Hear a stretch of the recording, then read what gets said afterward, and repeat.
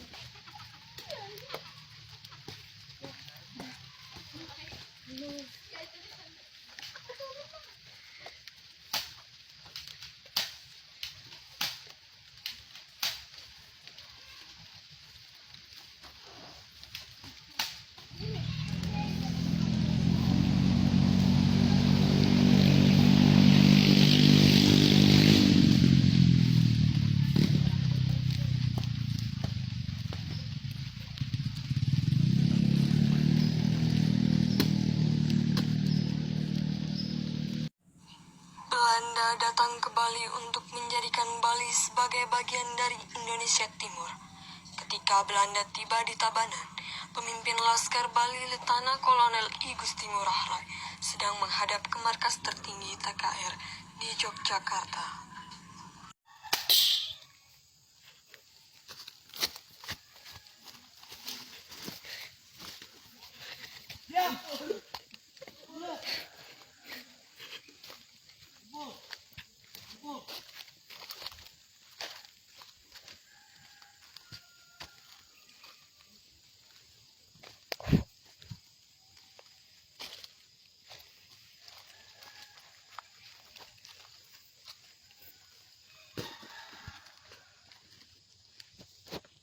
para pemimpin kalian.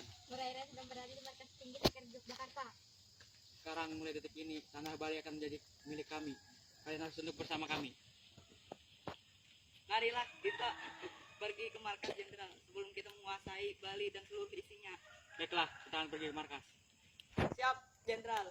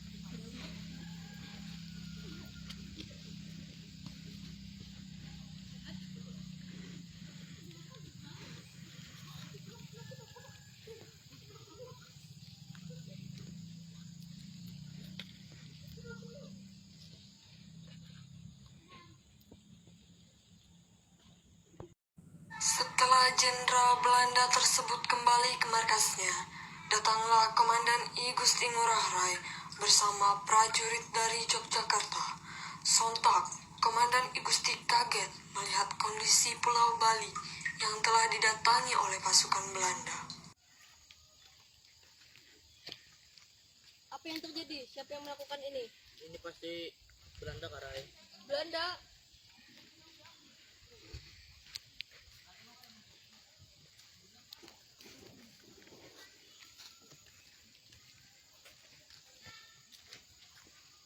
Lihatlah, Karai. Itu bendera Belanda, Karai. Kamu kenapa? Saya ditembak. Siapa yang menembak? Belanda. Belanda. Belanda kurang ajar. Mereka pasti datang untuk menjajah.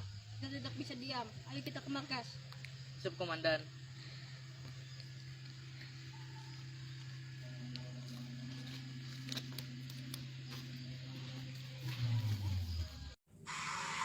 Sesampainya Komandan I Gusti Ngurah Rai dan pasukannya sampai ke markas, Komandan I Gusti Ngurah Rai membicarakan penyebab datangnya pasukan Belanda ke Pulau Bali.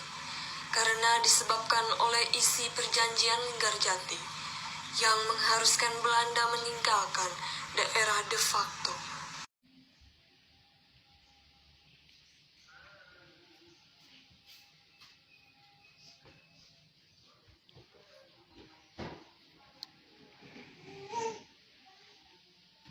Ini pasti akibat dari perjanjian Linggarjati. Apa perjanjian Linggarjati, Mas Komandan? Surat dari pusat. Surat yang dikirim langsung dari pusat yang berisi tentang tidak mengakui wilayah Bali sebagai wilayah Indonesia. Ada apa sebenarnya, Komandan? Kenapa kita tidak diakui? Tenanglah, ini pasti pulau Belanda. Mereka ingin memecah belah kita. Kita buktikan kepada mereka bahwa kita juga berjuang untuk kemerdekaan Indonesia. Sedangkan di markas Belanda, Jenderal Belanda sedang menyusun rencana untuk membujuk Komandan I Gusti Ngurah Rai agar mau untuk bekerja sama dengannya. Kita harus mencari cara agar para molen Bali itu ikut bersama kita. Kenapa kita harus bergabung bersama mereka? Mereka hanya berguna sebagai alat sepatu untuk kita. Pak. Apa untuknya mereka? Pak, ini namanya strategi. Saya sudah meminta kalian agar tidak berkelahi di sini. Jika Bali di tangan kita, ini akan memudahkan untuk menyerang Indonesia dari arah timur. Oh, kalau gitu kita lanjut saja, Jenderal. Atau kita bawa mereka ke markas kita. Apa itu yang kalian sebut dengan membujuk? Jika seperti itu, para monyet Bali akan menyerang kita. Ingin bertemu dengan tentara mereka. Tentara mereka itu bodoh. Itu ide bagus. Kalau begitu kita akan mengirim kepada Indonesia. Surat melalui Indonesia.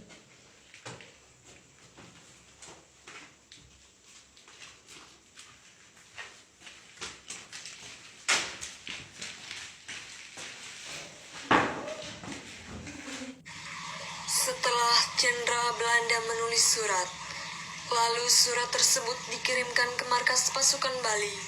Sesampainya surat itu di tangan Komandan I Gusti Ngurah Rai, emosinya memuncak.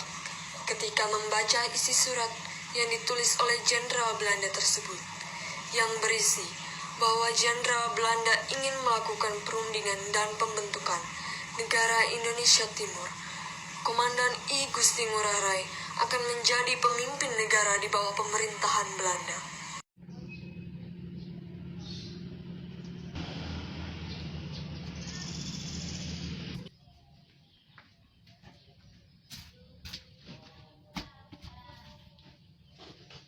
Ini ada surat dari jenderal kami. Baiklah.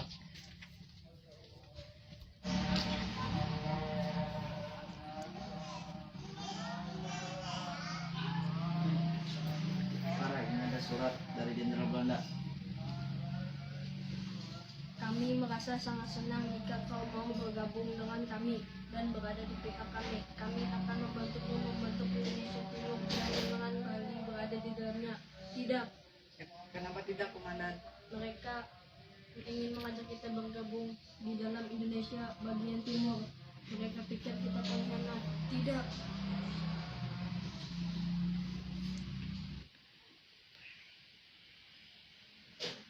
Kirimkan surat ini ke Belanda. Baik, Komandan.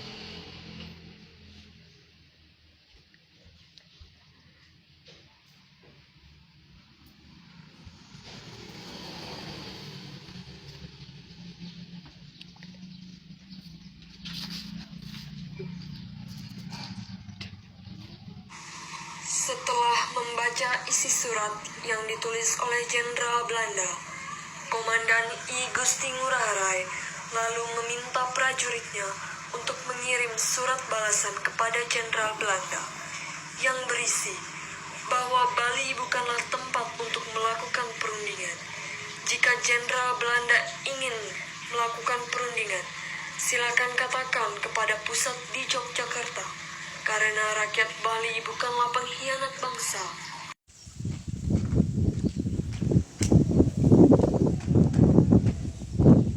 Ada apa kamu kesini? Ingin mengantarkan surat dari komandan kami. Baiklah, ikuti aku.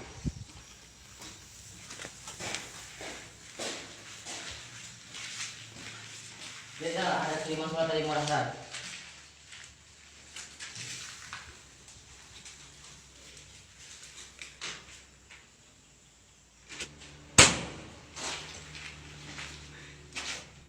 Membaca jawaban dari komandan pasukan Bali tersebut, Jenderal Belanda naik pitam.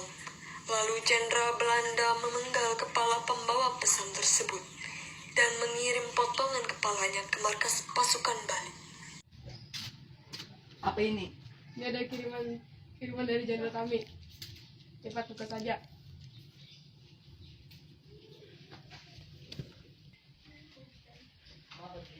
Ada apa ini? Apa itu?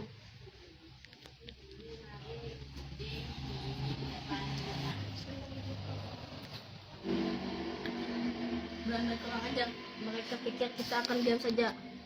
Ayo kita hadapi mereka. Siap, Komandan.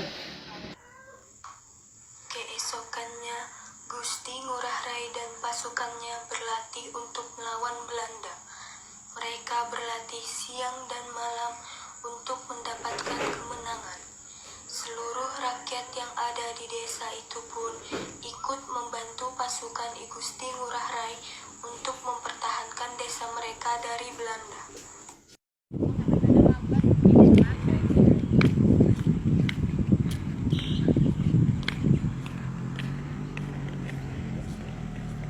Kita harus berlatih untuk melawan penjajah. Ikuti gerakanku. 1, 2, 3, 4, 5, 6, 7, 8, 9, 10. 8 November 1946, pasukan Gusti Ngurah Rai melakukan serangan ke markas Belanda. Perlawanan demi perlawanan dilakukan oleh Belanda.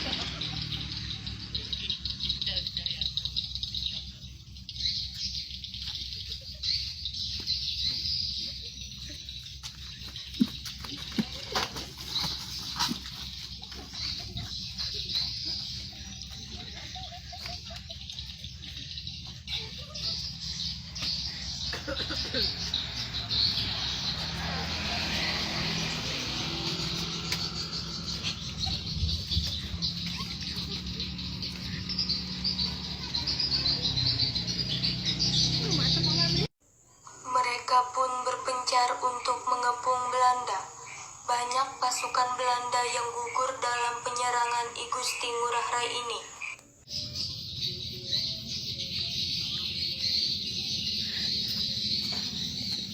Di mana kepakat itu? Di mana dia sekarang? Cari ke sana, cari ke sana. Baik, Komandan.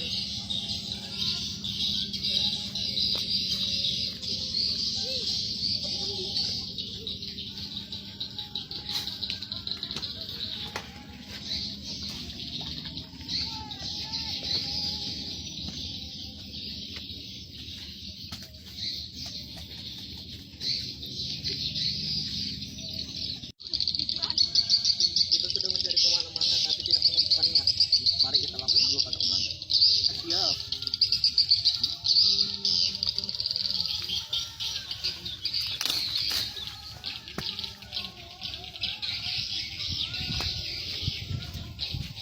Komandan, kami sudah mencarinya kemana-mana tapi tidak menemukan jejaknya. Baiklah, mari kita kembali ke markas. Siap, Komandan.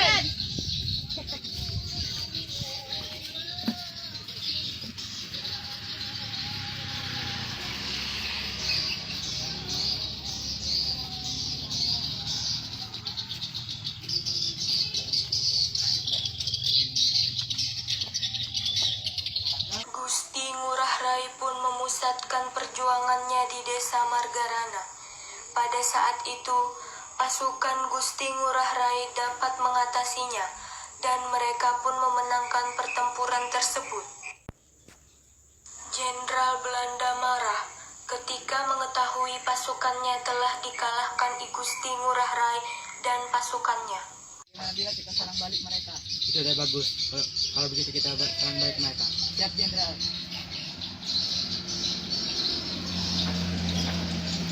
Merasa kesal karena kekalahan yang didapat, Jenderal Belanda pun menyusun strategi untuk menyerang pasukan I Gusti Ngurah Rai yang dianggap kuat tersebut.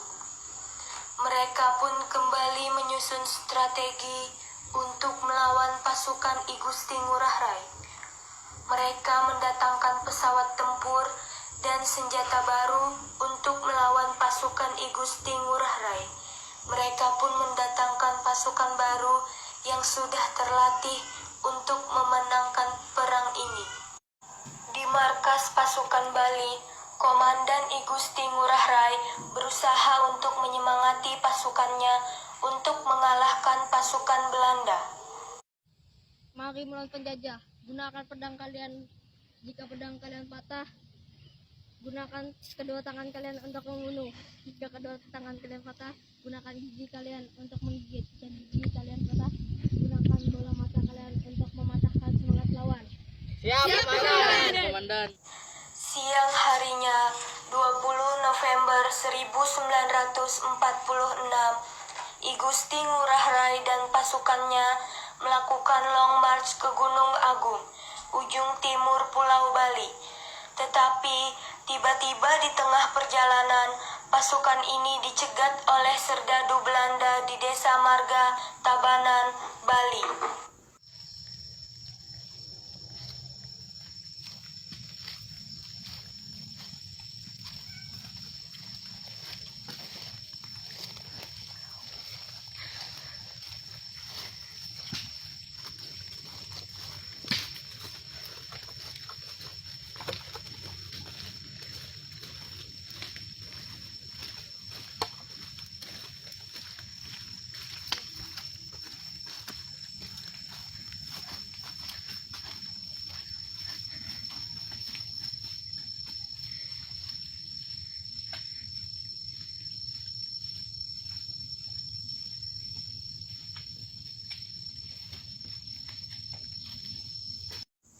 Pertempuran dahsyat pun terjadi.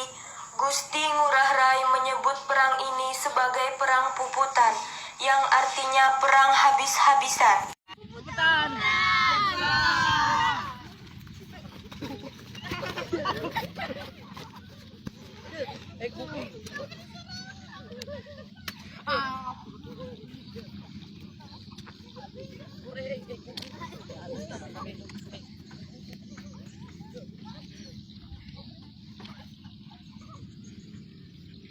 Terjadilah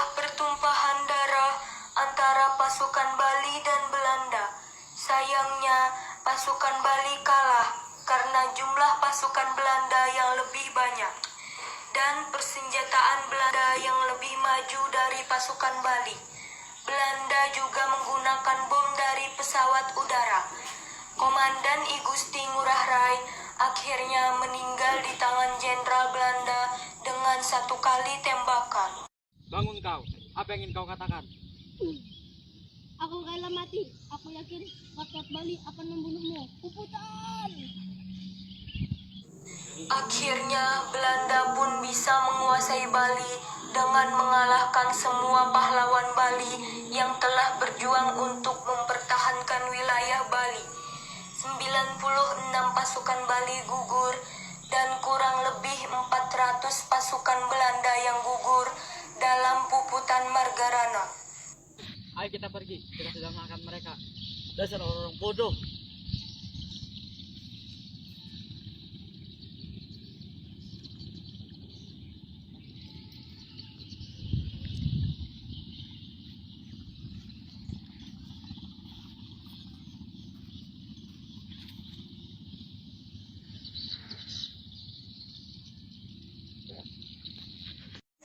Perang sampai habis atau puputan inilah yang kemudian mengakhiri hidup I Gusti Ngurah Rai. Peristiwa inilah yang kemudian dicatat sebagai peristiwa puputan Margarana. Malam itu, pada 20 November 1946, di Marga adalah sejarah penting tonggak perjuangan rakyat di Indonesia melawan kolonial Belanda demi nusa dan bangsa. Apa yang terjadi? Siapa yang melakukan ini? Ini pasti Belanda, Kak Rai. Hah? Belanda? Apa itu yang apa yang kalian sebut dengan terus kita akan mengirim surat kepada Belanda. Belanda mau sumpah. Itu ide bagus. Kita akan mengirim surat kepada Belanda.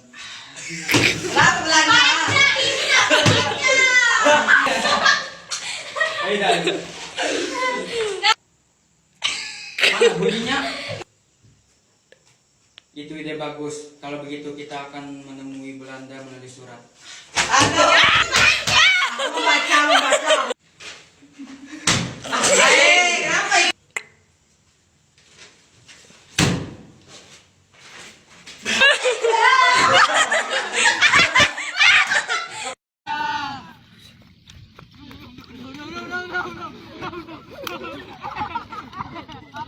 Belanda kurang ajar. Mereka pikir kita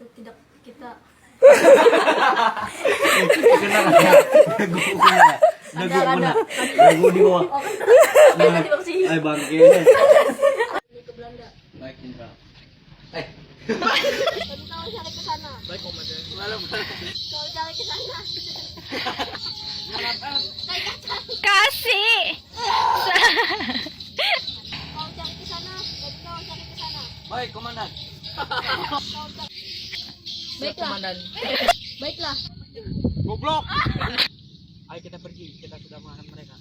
Dasar orang-orang bodoh. Kita sudah apa tadi? Ayo kita pergi. Kita sudah makan mereka. Ayo kita pergi. Kita sudah makan mereka. Dasar orang-orang